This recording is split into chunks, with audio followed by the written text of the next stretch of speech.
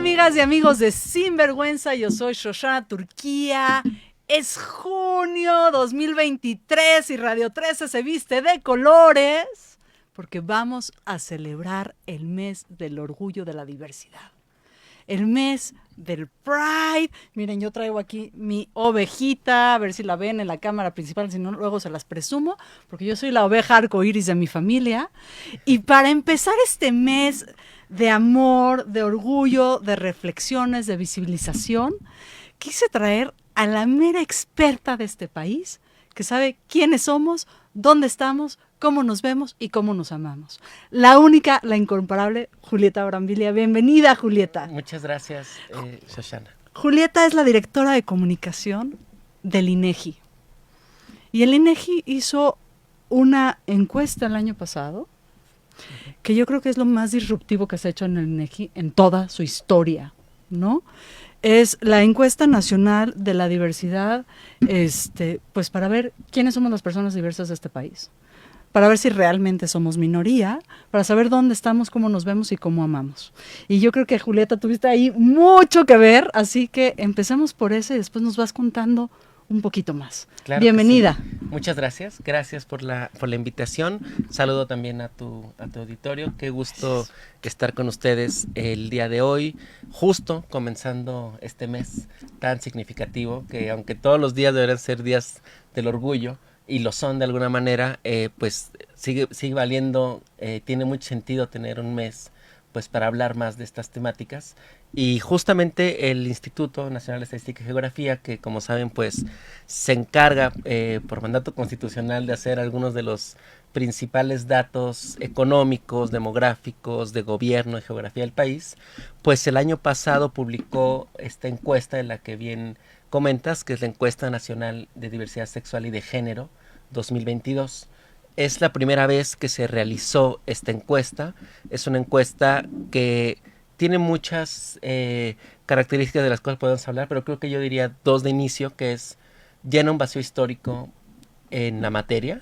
Por supuesto. Es decir, antes de esto hubo otros instrumentos, otras aproximaciones que de hecho fueron allanando el camino para lo que tenemos ahora, pero que no tenían, digamos, una robustez tan importante, una granularidad en el sentido de que es representativa por entidad federativa, que se encarga justamente de... La pregunta más importante era ¿cuántos somos en la población LGBTI+? ¿Y quiénes somos? ¿Y quiénes somos? ¿Dónde estamos? ¿Qué hacemos? ¿Cuáles son los retos que enfrentamos?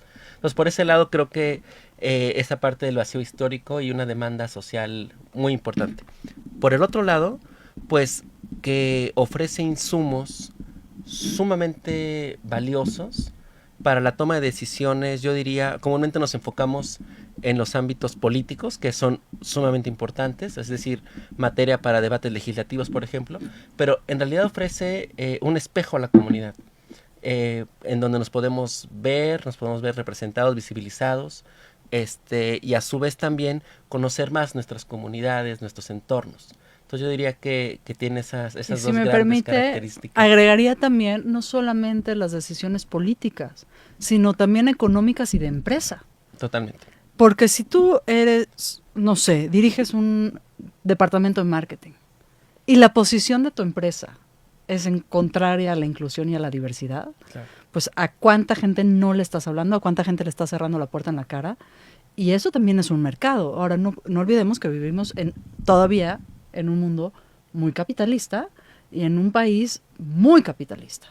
Claro. Entonces, nombrarse en contra de las comunidades diversas ya tiene un costo real, social y económico, ¿no? Totalmente. Que no es el más vital. Yo creo que lo más vital es que todas las personas diversas también contamos, también votamos, también estamos servicios de salud, de educación, claro, de vivienda, de todo, como cualquier otro ser humano. Pero además, también compramos. Además, también trabajamos. Además, también queremos ser parte del juego. Totalmente. Sí, de hecho, como mencionas, en cuanto a derechos, ¿no?, que es una parte fundamental, derecho a la salud, derecho al trabajo, derecho a una educación, pues la encuesta por primera vez nos abre panoramas estadísticos, digamos, de información sobre esto. Y también lo otro que mencionas, ha sido de su publicación ahora, que tiene 11 meses que se publicó, ha sido sumamente utilizada desde donde lo vemos en el instituto, por empresas privadas, por ejemplo, por gobiernos, por legislaturas, por comunidades, y eso creo que lo hace también muy valioso, porque un dato que no se conoce, un dato que no se utiliza, que no se explota, que no se lo apropia a nadie, pues pierde su valor en cierta medida, ¿no? Entonces, entre más se conozca, entre más platiquemos de esto, creo que estamos haciendo una labor muy importante, pues de seguir visibilizando A a ver, la comunidad. la gente que nos está escuchando en este momento, le urge saber cuántos somos y quiénes somos. Así que Claro. venga la carnita, Julieta. Claro que sí. Yo creo que uno de los principales datos es justamente que en el país 5.1% de la población del país, que estamos hablando de cerca de 130 millones de personas, son de la comunidad LGBTI+, lo que nos da 5 millones de personas. O sea, en otras palabras, Eric, ayúdanos con mi Instagram porque se paró. En otras palabras, si hacemos una fiesta de 100 personas, 5 van a ser diversas. Sí, De entrada. Así que aunque hagas tu reunión más archirrecontra discriminatoria, es probable que se te cuele 5 personas totalmente. diversas. Otra forma de verles, uno de cada 20 en el país, es muy similar, por O ejemplo. sea, una cada 20 es una en cada salón de clases, por ejemplo. Claro, sí, sí, sí. Y como decías, en los lugares de trabajo, en toda la población. Otra forma de verlo es como si todo un estado de la República, como el estado de Chiapas, fuera completamente de personas de la diversidad sexual y de Y no género. nos vamos a ir a un solo estado, así que quítense esa fantasía. Exacto. Y ese es otro gran dato. ¿Dónde están? O sea, es una población que, como otras poblaciones, pues está dividida de manera heterogénea en la República. Hay una forma de ver esto es que las entidades federativas con mayor volumen de población, podríamos asumir, y así también lo refleja la encuesta, pues que tienen mayores números de personas LGBTI+, por ejemplo, el Estado de México cerca de 500,000 personas, la Ciudad de México cerca de 300,000 personas. Pero otro dato interesante es que cuando dividimos el número de personas LGBTI+ por la población en cada entidad federativa, sale una película en la cual otras entidades federativas que comúnmente incluso podríamos asumir que son hasta un poco conservadoras, Colima, Yucatán, Querétaro, tienen porcentajes de población más altos. A ver, vamos a explicar eso despacito, porque claro que yo me encarrero con Julieta y quiero saber muchísimo. Lo que estamos diciendo es, por número de gente diversa, Estado de México, Ciudad de México, somos un montón, Claro. ¿no? Pero cuando vemos por la cantidad de población que vive en un estado, los estados más, lo voy a decir así, más recalcitrantemente mochos, violentos, antiderechos, ¿no? Antidiversidad, tienen un porcentaje muy alto de personas diversas. Sí. ¿Y cómo sobreviven esas personas, Julieta? Yo creo que nos habla también del tamaño del silencio, ¿no? O sea, cuando cada junio vemos estas marchas, que como saben se hace diferentes fechas en diferentes entidades de la República, pues comúnmente los medios de comunicación, quienes tienen las mayores imágenes, pues son, ya sabes, ¿no? Ciudad de México, las grandes urbes, las metrópolis. Y ahora sabemos que hay mucha gente, ya digamos, con datos muy específicos, porque ya lo sabíamos, claro que había casos, teníamos otro tipo de información, pero ya lo sabemos con números muy desagregados, pero también sabemos que en estos lugares probablemente no hay tanta gente en una marcha, por ejemplo. Entonces eso nos habla pues de las dificultades, las limitaciones, yo decía el tamaño del silencio, que aún prevalece en varias partes del país y en comunidades, donde salir a manifestarse por estos derechos siendo esta comunidad, pues seguramente es mucho más costoso que donde estamos ahora, por ejemplo. Incluso puede significar la muerte para muchas personas. Y eso no hay que quitarlo no hay que quitarle del renglón. Uno no sale y dice, sí, la marcha del orgullo, si no sales en manada. Es decir, estar acuerpada o acuerpada por otras personas diversas, pues siempre te da una valentía que no vas a tener si estás marchando solo en Guanajuato o en Querétaro, por ejemplo. Claro. No, y sigue siendo muy relevante a casi más de medio siglo desde que inició la marcha, seguirlo haciendo, ¿no? O sea, sé que todavía hay un debate respecto a quienes participan, cómo... ¿Quién, cómo y no sé qué? Y ahora tenemos la marcha lencha una semana antes y la semana no sé qué, una semana después. Y más allá de eso, yo creo que siga habiendo esta manifestación de colores, de alegría, de protesta también, porque ese es un elemento que está en toda marcha, pues nos habla de la necesidad y los retos de la comunidad que siguen existiendo. Claro. Ha habido avances, yo diría avances igualmente como el país heterogéneos, ¿no? En lugares como Guadalajara, como la Ciudad de México, vemos marcos jurídicos más robustos, pero hay mucho que hacer aquí, pero también y sobre todo fuera de estas grandes ciudades. Del gran eje. A ver, tenemos llamadas del público. Por favor, llámenos al 55 52 62 1300, extensión 1414,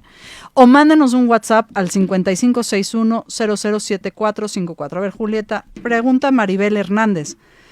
Y esta es una pregunta buenísima. ¿Cuál fue el mayor reto al que se enfrentaron y qué tan abierta es la gente hablando de su orientación y de su identidad sexual? Esa creo que es una magnífica pregunta. Muchas gracias. Maribel. Muchas gracias, Maribel. El instituto estuvo trabajando por mucho tiempo, incluso años, en tener un instrumento adecuado para poder medir y conocer a profundidad a esta población. Es decir, uno de los grandes retos, como bien apunta Maribel, es cómo hacer esta como disclosure de información de decir, formo parte de la diversidad sexual o de la diversidad en cuanto a identidad de género. Y entonces, entre otras particularidades, el INEGI hizo este instrumento en el cual uno de los elementos metodológicos clave fue utilizar una tableta y un audífono para que quienes estuvieran contestando la encuesta y, por ejemplo, hablando sobre su identidad o sobre su orientación, pudieran contestar diciéndoselo al INEGI, pero no al que lo está entrevistando, lo cual crea una atmósfera de como si fuera una caja negra. Exactamente. Wow. Y eso hizo, un dato aquí relevante, es que cerca de medio millón de personas que se estima, digamos, en la encuesta, no han comentado sobre su identidad o su orientación a nadie de su entorno, pero el INEGI ya sabe ese dato. O sea, hay 5 millones de personas diversas. Ajá. Y medio millón que todavía viven en el closet. Sí. Qué escalofriante. Qué escalofriante, y por otro lado, era una cifra, como muchas otras, que desconocíamos por completo. Entonces nos habla ya de varias necesidades, ¿no?, respecto a eso. Y bueno, otro aspecto de la encuesta, se levantó en más de 40,000 viviendas del país, se entrevistaron a cerca de 44,000 personas. Son operativos, hay que decirlo también, que el instituto hace todo el tiempo. Es decir, estamos todo el tiempo en campo, hacemos, decía al inicio, una gran diversidad de encuestas, y estas particularidades también hacen que el INEGI funciona con un pacto de confianza con la ciudadanía. Llegamos, tocamos la puerta, preguntamos, podemos preguntar de la identidad de género o el salario de una persona, el ingreso de un hogar, y hemos tenido a lo largo de los años esta confianza con la ciudadanía, y eso también hace que los resultados sean los que tenemos ahora, que además es un instrumento que nos buscan de otras partes, América Latina, por ejemplo, en donde no hay un instrumento similar al día de hoy, e incluso países más avanzados también está como en las mejores prácticas. Es un instrumento que tampoco es perfecto, hay que decirlo, con los años se irá refinando seguramente, pero sí es una muy buena, un instrumento que se ha convertido en un parteaguas. Me parece que México actualmente, a ver cuál es tu opinión, porque además, digo, no solamente conoces el INEGI, conoces la Secretaría de Hacienda y Crédito Público, conoces las tripas del país, ¿no? A ver si estás de acuerdo con esto. Me parece que México, la ola feminista y la ola de la diversidad ha sido un tsunami que está poniendo en punta de lanza al país, ¿no? Y a pesar de que vivimos la mayor violencia feminicida y la mayor violencia en contra de las personas trans, también es un país que está abriendo muchos más espacios que el resto del mundo.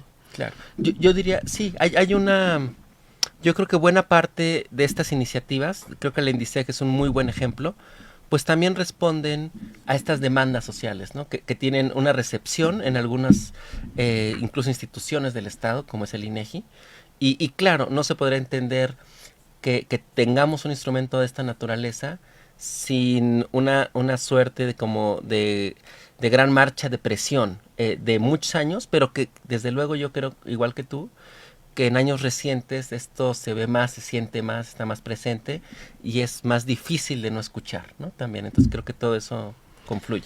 Claro, pero pues hay gente que todavía le hace bla, bla, bla, bla, bla, bla, dicen, no existen, no están, no los quiero ver, no les quiero servir, no quiero legislarles. Anthony Juárez pregunta, ¿cuál es el porcentaje de personas trans que se quieren operar y no tienen los recursos para hacerlo, ya sean biológicamente hombres o mujeres? Ese dato no lo tenemos tal cual. Todavía no, Anthony, pero ya lo vamos a tener. Lo que sí diría Anthony es que, por ejemplo, el día de hoy conocemos que cerca de 1 millón de personas nos identificamos en el espectro de vida trans. De este millón, más o menos 350,000 estaríamos en algo como similar a transgénero o transexual, ¿no? Muy, digamos, estas categorías. Y lo digo así porque el resto, que son más de 600,000, estarían en un ámbito mucho más fluido, no binario, o a género incluso. Y entonces eso hace una película también muy compleja y tiene que ver con la pregunta, porque incluso en la misma comunidad, pues cada vez más creo que se interroga esta idea de la metáfora del cuerpo equivocado, ¿no? O sea, es decir, creo que por años funcionó, y por otro lado vemos sobre todo a poblaciones más jóvenes, generaciones que siguen a la mía y otras. Ay, que son lo máximo. Que son lo máximo. Y que básicamente esta idea sobre tener que transformar tu cuerpo para que pueda entrar en alguna de las categorías es menos poderosa como idea, ¿no? Ya no. O sea, la idea binaria de Exacto. me habito y performo como un hombre o como una mujer se está diluyendo en las generaciones más jóvenes. Sí, eso no está en la encuesta, pero lo podemos ver con este dato tal cual, ¿no? En el sentido de que la mayoría de las personas del espectro trans no están en una categoría transgénero o transexual, básicamente, sino que están en un espectro mucho más fluido. Y eso habla, pues, también de que es una población en constante cambio, en constante movilidad. Un dato que es importante es que más del 50% de la población LGBTI más del país tiene menos de 24 años. A ver. Despacito y sin hacer reguero. ¿Otra vez? Más del 50% de la población LGBTI más, es decir, más de 2.5 millones de personas que se autoinscriben en la población LGBTI más, tiene menos de 24 años. Esto quiere decir que tenemos un bono demográfico loquísimo. Sí, es decir, en realidad estarían en el rango entre 15 y 24, porque Okay. la encuesta es de 15 años en adelante. Pero esto también es una película más compleja, ¿no? Finalmente, esto quiere decir, entre otras cosas, que conforme nos movemos en la pirámide de edades hacia arriba, pues el número del porcentaje de la población LGBT más cada vez es menor. Es decir, ¿A qué se debe? aunque el INEGI como tal no hace interpretaciones, hay como varias hipótesis que están ahí, ¿no? Yo mencionaría al menos 2 que son muy claras. Una, lo que decíamos hace rato, que los costos de asumir, los costos personales, de asumir tu identidad o tu orientación diversa en un entorno en el cual has avanzado en tu trayectoria de vida, ¿no? En donde tienes Eso quiere decir familia. Que quienes estamos más viejitos hemos estado abriendo lugares a codazos, la sociedad se ha estado flexibilizando. Sí, yo creo que esa es una beta. Y ojo, esto no se sostiene sin activismo. Esto no se sostiene, o sea, los derechos ganados sí se retroceden. Y esto es un tema que a mí me da escalofríos, pero bueno, sigue por favor. No, y ahorita hablamos de los derechos porque hay toda una batería de preguntas encaminada a eso. Esa sería una avenida, ¿no? Una hipótesis. Otra tiene que ver con que no podemos olvidar la otra gran pandemia de la comunidad LGBTI+, ¿no? Que fue la del SIDA. Que como saben, a partir de los 80 hacia adelante tuvo momentos muy críticos. Y pues es cierto que falta una parte de esa población que ya no está con nosotros y que no está representada obviamente en una encuesta. Y un tercer elemento similar con esto, pues puede ser también, por ejemplo, migraciones a otros lugares y demás. Entonces hay como una serie de hipótesis que yo creo que son fructíferas para los usuarios de la información y la gente especializada. Y yo pondría también, salvo tu mejor opinión, el silencio, es decir, por lo menos pensando en las mujeres diversas, pues cuántas tías que viven con la amiga no conocemos, ¿no? Claro. Cuántas abuelitas que quedaron viudas a los 40 deciden no volverse a casar, pero no se pierden el viaje anual con sus amigas, y que realmente cuando le rascamos tantito a eso, pues es que hay prácticas no heterosexuales entre esas personas, y aunque no lo pueden nombrar y no lo pueden reconocer, ya sea por un tabú, por riesgos sociales, por tabús religiosos, pero que en la práctica cotidiana aman de forma diversa. Totalmente, sí, el tema de el costo de asumirse y el silencio que lo rodea, ¿no? Yo creo que a ver, aquí hay una pregunta metodológica y una pregunta más a fondo. Vamos por la metodológica, que creo que va a ser más fácil.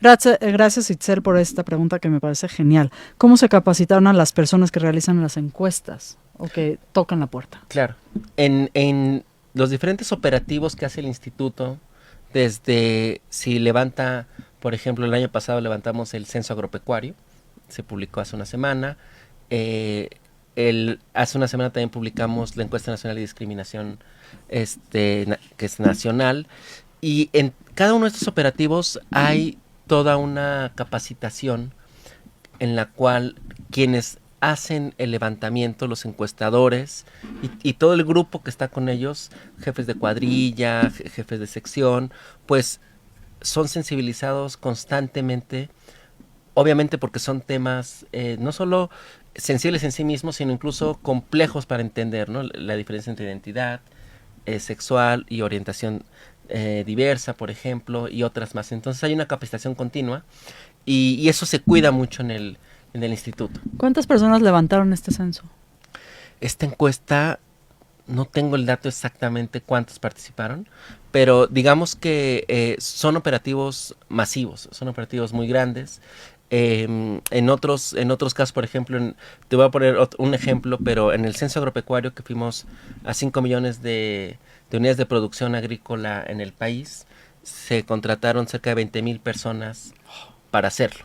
O sea, la INEGI tiene un ejército de encuestadoras y encuestadores. Sí, digamos, hay una parte que es parte de la plantilla, digamos, plantilla que tiene el instituto. Que lo mismo te levantan el censo agropecuario que Exacto. la encuesta de discriminación, o sea, que están ahí, que saben preguntar. Exactamente. Y cuando hay algún operativo censal, sobre todo, como te comentaba el caso del agropecuario, pues sí, esa plantilla sube, en este caso 20,000, porque prácticamente se recorre todo el país y se recorre todo el país tocando casas y tocando puertas. Claro. A ver, Eric Sid dice, ¿qué tanto apoyo tienen las personas trans en apoyos laborales y en sus tratamientos y que sí se les trate como personas que quieren ser y no los vean raro? Creo que eso nos lleva directamente a la encuesta que acabas de publicar esta semana, que es la encuesta de discriminación. Sí, justamente. La ENDISEC de la que hablábamos tiene una batería de preguntas de discriminación, pero creo que es un buen momento también para hablar un poco de otro programa de información que publicamos muy recientemente en el instituto, es la ENADIS, la Encuesta Nacional de Discriminación 2022. Es la segunda edición que publica como tal el instituto. La ENADIS ya se había hecho anteriormente con APRED y con la CNDH y otras instancias, pero en esta ocasión es la segunda vez que el instituto, digamos, encabeza en buena medida estos esfuerzos junto con APRED y CNDH. Y bueno, esta encuesta es muy particular porque compara diferentes grupos, mujeres, personas con discapacidad, personas afrodescendientes. La otra diversidad, la que no tiene que ver con género y con la diversidad sexual, sino todas las otras diversidades. Toda la diversidad, ajá. Que yo digo que cuando todas las diversidades nos juntamos somos mayoría, ¿no? Sí, y hay una batería y un grupo específico que justamente se refiere a personas de la diversidad sexual y de género. En ese punto, un primer dato, hablando de toda la comunidad LGBTI+, podríamos decir que en términos porcentuales, las personas que han sufrido algún acto de discriminación son 10 puntos porcentuales más que el resto de la población. O sea, si te sacaste la lotería de la discriminación y eres LGBT, vas a pagar 10% más impuesto social. Sí, o sea, son 10 puntos porcentuales más si eres parte de esta comunidad LGBTI más. Lo cual ya nos habla de algo que como decía hace rato, no es que sean datos completamente contraintuitivos, pero simplemente le ponemos números a una realidad que está ahí. A ver, esto pónmelo en personas. Es decir, si eres una persona chilanga, muy urbana, pero racializada, ¿no? De clase media baja, pero además eres diversa, tienes diversidad sexual, claro, la discriminación va a ser 10 puntos más que si no lo fueras, si fueras heterosexual. Sí. Pues por eso la gente no sale del closet, compañeras y compañeros. Claro, y sobre todo también cuando preguntamos, por ejemplo, los motivos de la discriminación. ¿Por qué nos discriminan en la comunidad LGBTI más? Entonces, aquí, por ejemplo, en esta encuesta, hasta arriba sale parte del arreglo personal, la forma de vestir. Ese es el primerito, digamos, que está hasta arriba. Otros tienen que ver con el aspecto tal cual, peso o estatura, por ejemplo, es el segundo motivo. El tercero es por tu apariencia como mujer u hombre. Es decir, por lo que la gente tenga en la cabeza cómo se debe ver una mujer o un hombre, y eso puede ser un motivo de discriminación respecto a una persona de la comunidad LGBT. O sea, si yo voy a poner una caricatura sobre esto, ¿no? O sea, si yo asumo que los hombres tienen que tener bigote, ceja poblada y panza de chelero, y llega un hombre lampiño, calvo y flaquito, yo voy a decir discriminado porque no parece hombre. Exacto. ¿No? O sea, lo estoy poniendo en una forma de caricatura, pero es así. Es así, es básicamente por la apariencia de hombre o mujer. Otras serían por edad o por manera de hablar. ¿A quién discriminan más? ¿A los viejos o a los jóvenes? A los viejos, me parece. Ahorita te doy bien el dato, pero sí es algo que digamos, al menos en el tema de edad, está muy presente, yo diría, en este caso, es cerca del 24% de la población de la comunidad LGBTI más. O sea, es un dato importante. O sea, si eres lesbiana y vieja, ya te jodiste, amiga. Sí.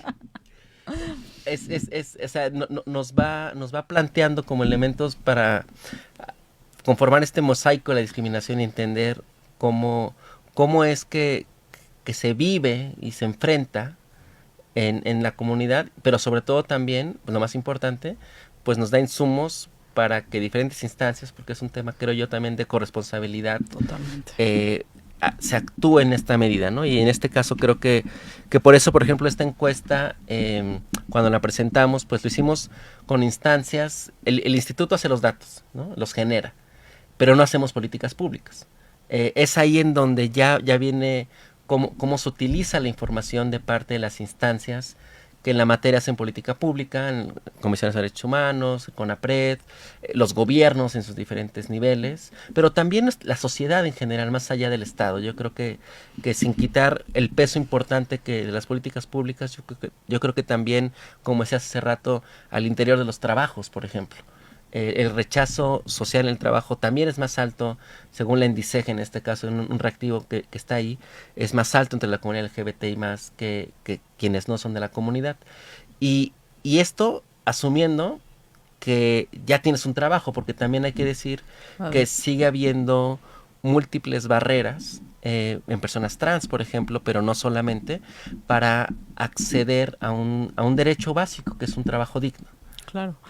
Y que el trabajo digno además te da acceso a vivienda, a salud, a educación, a todo, básicamente. Claro, digamos que es un derecho que abre la puerta a otros más, ¿no?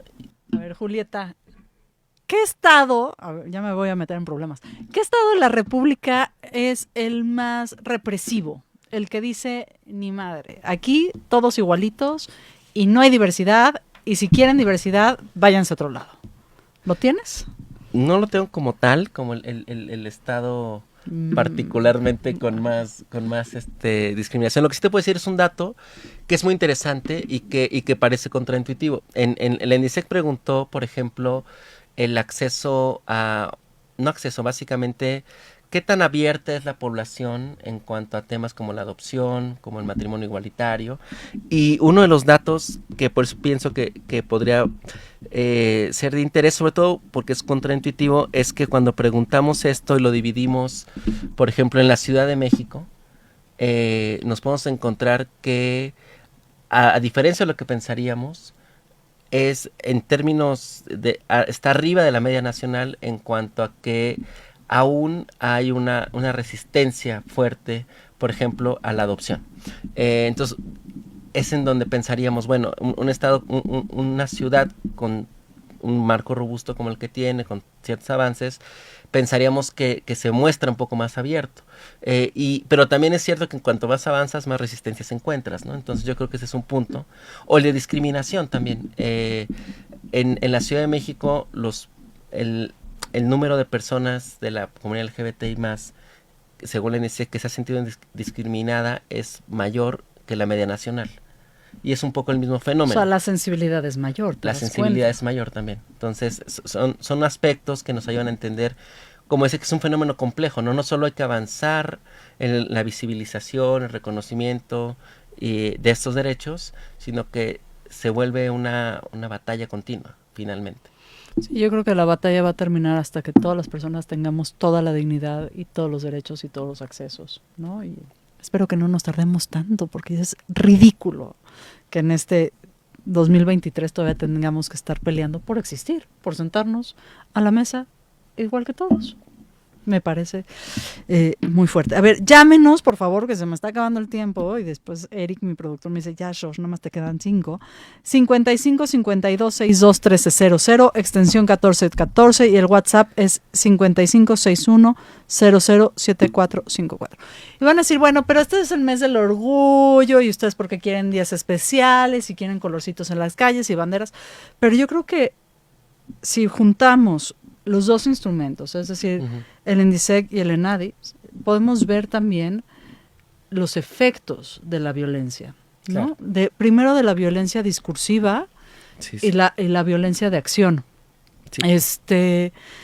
Quizá la peor de todas las violencias es, yo cuando escribía ficción decía que la mejor venganza, es muy cruel lo que voy a decir, pero ahí les va, la mejor venganza es ver cuando tu enemigo se suicida, ¿no?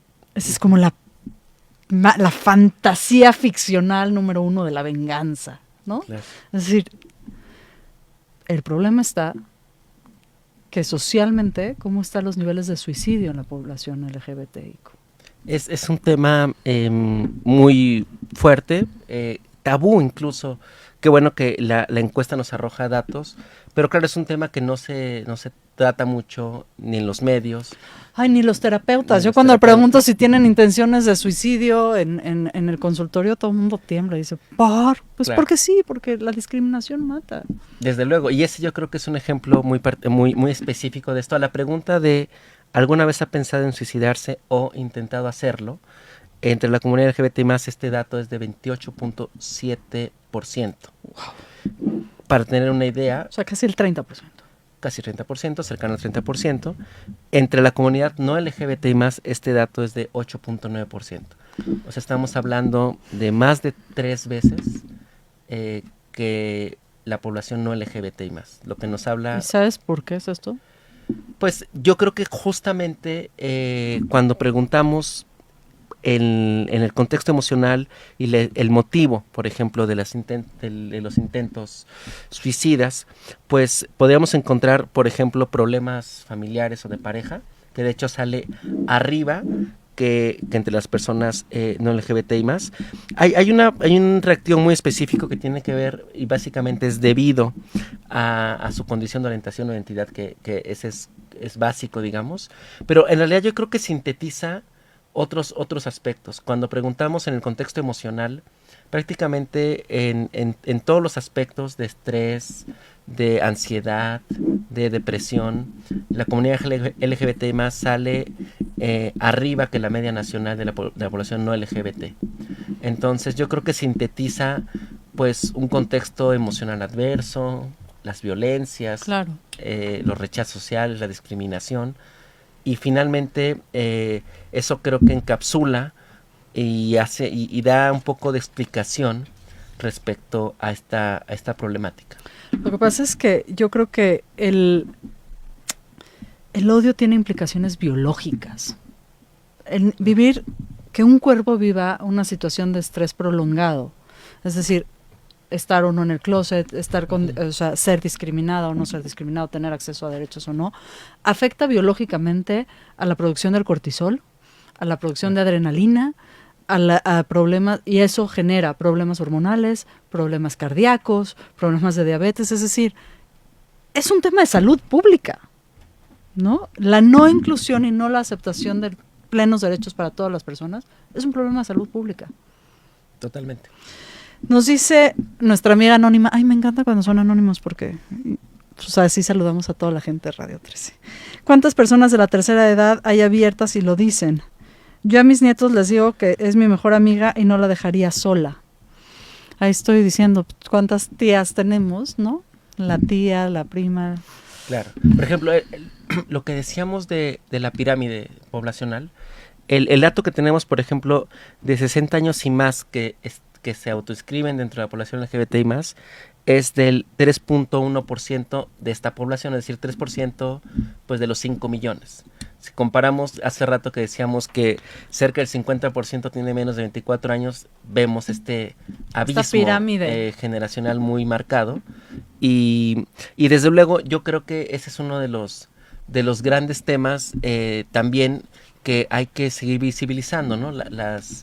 Por ejemplo, lugares de cuidados, lugares de apoyo para personas de tercera edad que son de la diversidad y que, como en otros casos, creo que hay mucho por recorrer en cuanto a políticas públicas que vayan atendiendo la diversidad dentro de la misma diversidad, ¿no? Porque finalmente hay características poblacionales muy específicas que requieren de ciertas hay veces ayudas. Que yo digo que lo único que tenemos en común es que no somos heterosexuales. Y ya, ¿no? O sea, es tanta la diversidad. Claro. Dentro de las diversidades, en plural, que pues no, muchas veces no nos podemos meter en la misma bolsa y en el mismo paquete, ¿no? Pienso, por ejemplo, y aquí había una pregunta acerca del VIH, por ejemplo, ¿no? Dice que qué tanta conciencia hay, por ejemplo, del VIH en las clases altas. Pues, como tal, no tenemos el reactivo en estos dos instrumentos. Simplemente yo diría que el instituto sí recopila cifras de personas con VIH. Y aún así creo que no es ninguna noticia que yo lo diga, pero claro que sigue siendo muy necesaria esta concientización en todos los niveles, ¿no? Yo no solo diría en los niveles altos. Pero los servicios de salud yo creo que es un tema muy importante en la población LGBTI+, y uno de los datos que arroja la encuesta es que buena parte, la mayoría incluso de la población LGBTI+, y particularmente población trans, hace, digamos, un seguimiento de sus cuidados de salud en lugares privados y no públicos. Privados no nos estamos refiriendo aquí a los grandes hospitales, sino sobre todo pues a consultorios seguramente de una colonia, una comunidad, pero menciono el dato porque también nos señala lo mucho que hay que hacer en cuanto a ofrecer una atención y un servicio especializado con las características que requiere una comunidad como la trans o como la comunidad LGBT en general en los servicios públicos, y por lo tanto, a diferencia de la población en general, se busca más este servicio desde un punto de vista privado. Sí, bueno, pero no es novedad que, por ejemplo, si una persona trans llega a un hospital público o privado, digamos, pero que tiene ciertos lugares, cierta posición, digamos, social, pues no les atienden, ¿no? Hace un par de semanas escuchaba a una amiga trans que decía, güey, yo no tengo ni ni médica de cabecera, ni endocrinólogo, porque o me dan la última cita de la noche y casi el quien tiene que proporcionar los servicios de salud trabaja a medianoche con tal de que sus otros pacientes no me vean, ¿no? O no me atienden con el nombre y con la identidad que yo me asumo, aunque lleve 20 años llamándome de tal manera y no de otra, ¿no? O sea, creo que es un tema escalofriante. A ver, Julieta. En este tema, a lo mejor solo comentar una cosa. Cuando preguntamos en la ENADIS si se le ha negado algún derecho injustificadamente, el primero que aparece justamente es el de salud, que está en cerca del 31% de la población. Pero los que le siguen son igualmente de apremiantes. El que voy a mencionar uno más, que es el de los servicios de alguna oficina de gobierno, que es 31.8% también. O sea, sí, lo que sabemos, por ejemplo, si vas a registro civil, pues no te atienden, punto, ¿no? Claro, yo lo que me encontré, por ejemplo, ya no hablando de una experiencia más personal, es que, como sabes, desde hace algunos años se puede hacer un cambio de acta de nacimiento como un proceso administrativo en lugar de un juicio civil en la Ciudad de México. Y aún así, este tema como de homologar sigue siendo un reto, ¿no? Finalmente, esto lo hice hace algunos años, pero después de tener tu acta, había que ir a cada una de las dependencias, ¿no? El SAT, Gobernación, Relaciones Exteriores, o sea, para homologar. Cambia tu acta de nacimiento, pero ¿y qué haces con el CURP y con el, ¿no? ¿Qué haces con lo demás? El RFC, la o sea, visita de las 7 casas se vuelve. Pero también, yo lo que encontraba ahí, no podría describirlo como discriminación, pero sí desconocimiento. O sea, ¿qué hacer ante esto? Esto ya tiene algunos años probablemente, y sé que hay algunos protocolos ya, sobre todo en Relaciones Exteriores, por ejemplo, o en el Instituto Nacional Electoral, pero desde luego estas son buenas prácticas que se tienen que seguir adoptando desde el punto de vista de una población que nos indica que hay una negación de derechos y que muy probablemente, como te decía en esta experiencia más personal, no es solamente o no lo podemos atribuir solo a una discriminación, sino también a un desconocimiento. Entonces yo creo que como sociedad, pues las instituciones se van repensando, se tienen que ir transformando ante esta realidad que tenemos. Y yo coincido plenamente contigo que hay mucho más desconocimiento que odio. Y la invitación que les hago desde los micrófonos de Sinvergüenza es que la única forma de romper ese miedo es con la proximidad. Si no estamos cercanas a las personas diversas y no damos espacio a que las personas diversas que ya están en nuestras vidas se expresen en esa diversidad, va a ser muy difícil la visibilización y el entendimiento y el acompañamiento y el amor, ¿no? Mi invitación a este mes pues del orgullo es que yo puedo hacer una apuesta a que todas las personas que nos están escuchando conocen a una persona diversa y tienen contacto por lo menos una vez al mes con esa persona. Y muchas veces la persona lo que dices que odias puede estar afectando a una persona que amas. Y yo creo que la invitación es eso, a bajar un poquito el discurso de odio, a bajar un poquito la reactividad y permitir la cercanía. Porque si no, pues ¿de qué otra forma te va a importar? Yo creo que hasta que no vemos en los ojos de las personas que amamos la diversidad, hasta que no nos quitamos los lentes de la discriminación, no vamos a poder avanzar, ni como individuos ni como sociedad. Y yo sí les hago esa apuesta. Díganme a alguien que diga que no conoce y buscan en los closets, ¿no? Y el closet mata. Y ese es un problema. Tenemos una última pregunta del público. A ver, dice Miriam Anaya. Con esta información que se recopila, ¿ahora qué procede para el gobierno y la sociedad? Yo creo que es una gran pregunta para ir. ¿Viste? Pura gente sabia, inteligente, escucha Sinvergüenza. Como haciendo comentarios finales, que tiene que ver con que un paso importante es tener estos datos, ¿no? Eso yo creo que en sí mismo es un valor muy importante. Pero claro, ¿qué sigue a partir de aquí? Y ya lo hemos visto, te decía hace rato, en estos 11 meses que lleva publicada la encuesta, ha servido de insumos, por ejemplo, para discutir el tema de las terapias de conversión, por ejemplo. Que son ilegales en el país, ojo. Y que fue un debate muy, muy importante que se dio en las cámaras nacionales, digamos. Y finalmente lo que yo diría, para constar brevemente esta parte, es apropiarse los datos y utilizarlos. ¿Dónde los encuentra la gente? O sea, ¿se mete a la página del INEGI? En la página del instituto, que es inegi.org.mx.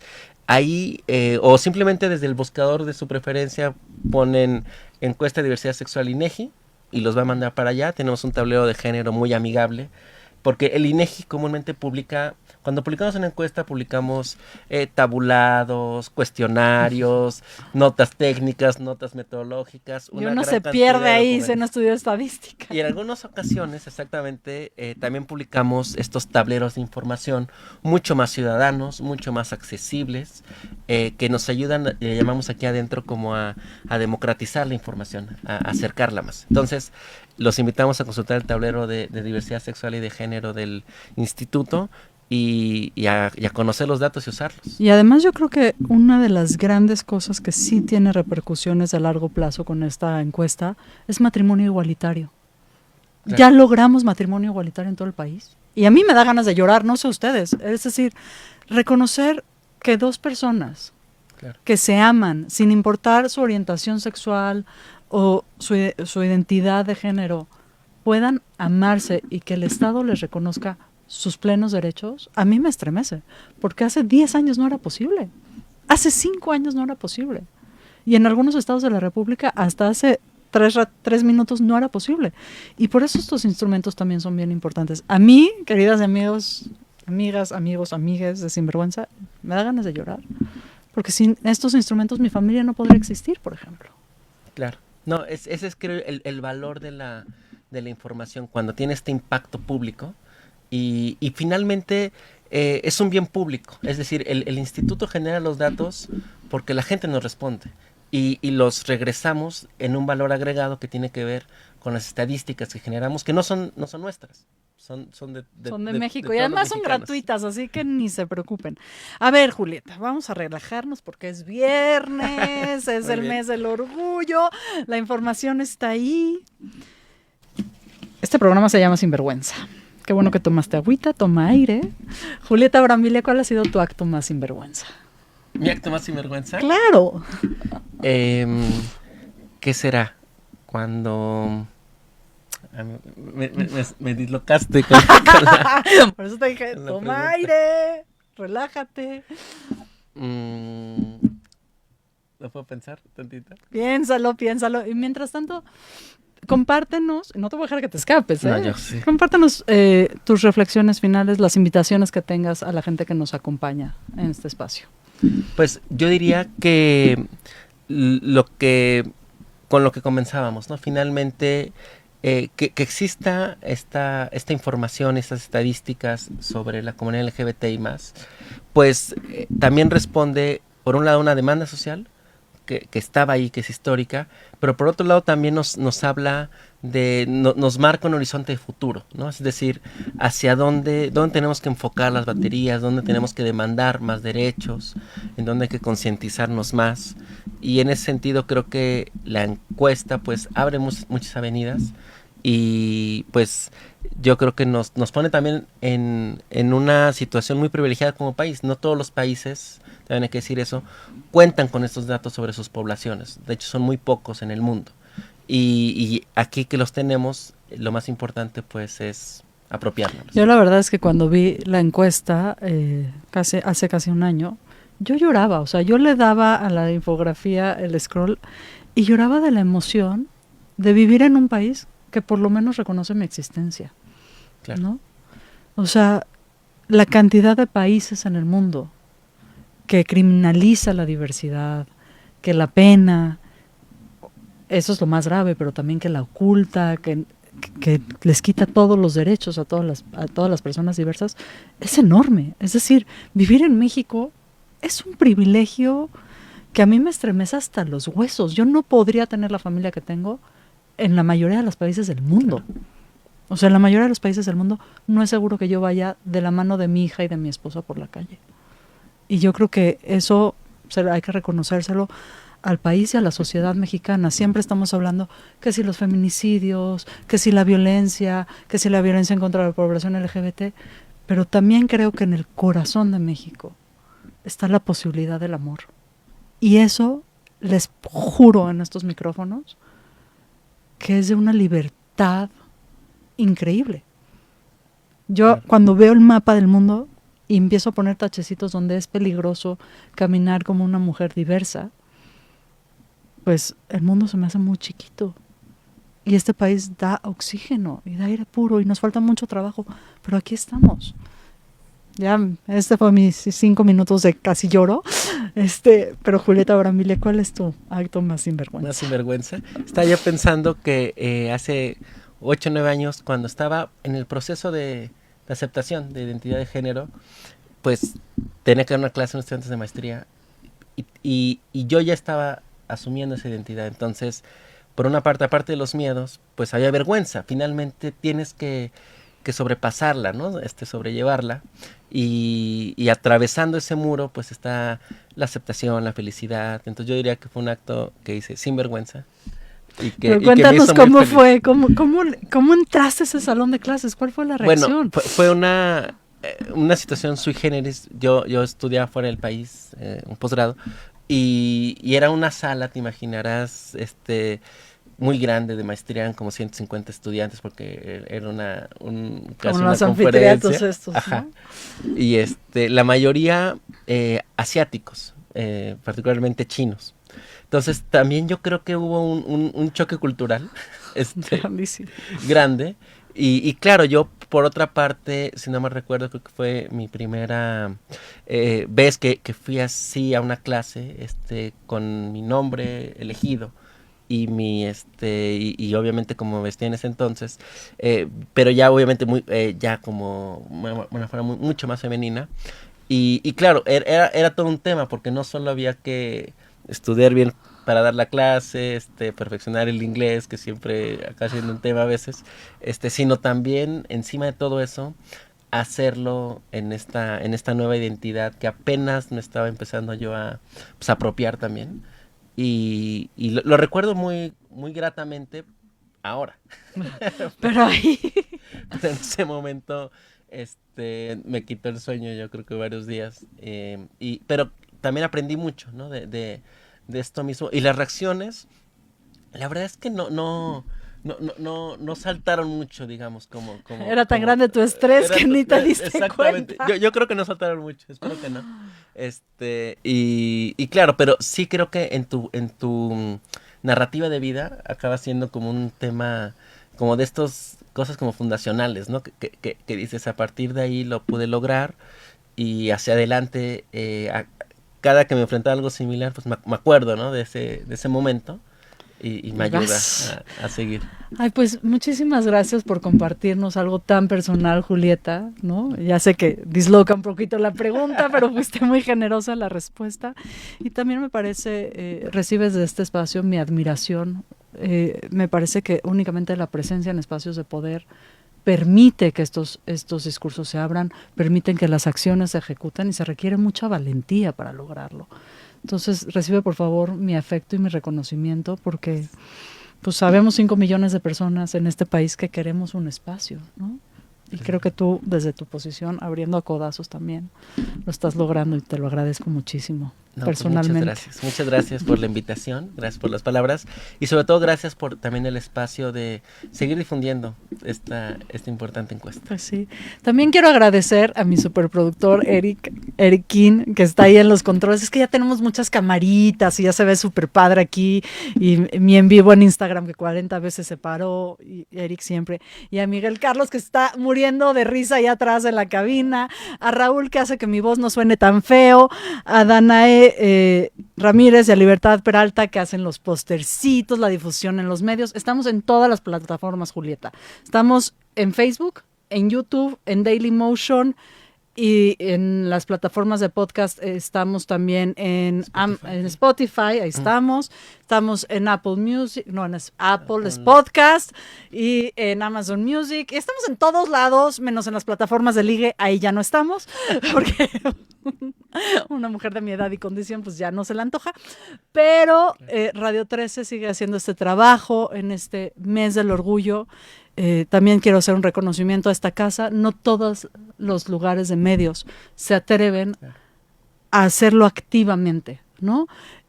Muchas veces por conveniencia, porque se ve bonito, pues se pintan, ponen un arco iris afuera y dicen, ay, aquí ya somos muy diversos. Y no es cierto, aquí en Radio 13 los micrófonos siempre han estado abiertos, los espacios laborales están abiertos, hay congruencia ¿no? Entre lo que hacemos de este lado en los micrófonos y lo que se hace atrás. Y quiero agradecer el liderazgo de Mariana Quiñones al abrir estos espacios también, porque en serio no es fácil encontrar un micrófono abierto en este país todavía, ¿no? Gracias a toda la gente que nos escucha. Hoy estoy muy sensible, celebremos el orgullo, celebremos el amor y acuérdense, denle amor porque ustedes no saben a quién está llegando esa información y cuando una palabra de acompañamiento y de cariño puede salvarle la vida a alguien. Muy buenas tardes, yo soy Shoshana Turquía y esto fue Sinvergüenza.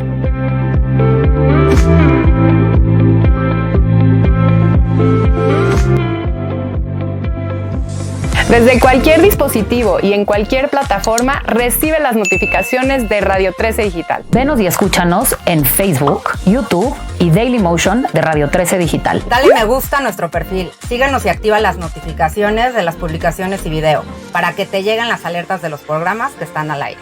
Escucha nuestro podcast en Spotify, Amazon Music, Apple Music y Deezer. Síguenos en YouTube. Búscanos como Radio 13 Digital. Suscríbete a nuestro canal y activa la campana para que te lleguen las notificaciones de todo nuestro contenido. Visita nuestra página web www.radio13.mx. Radio 13 Digital, programación consciente.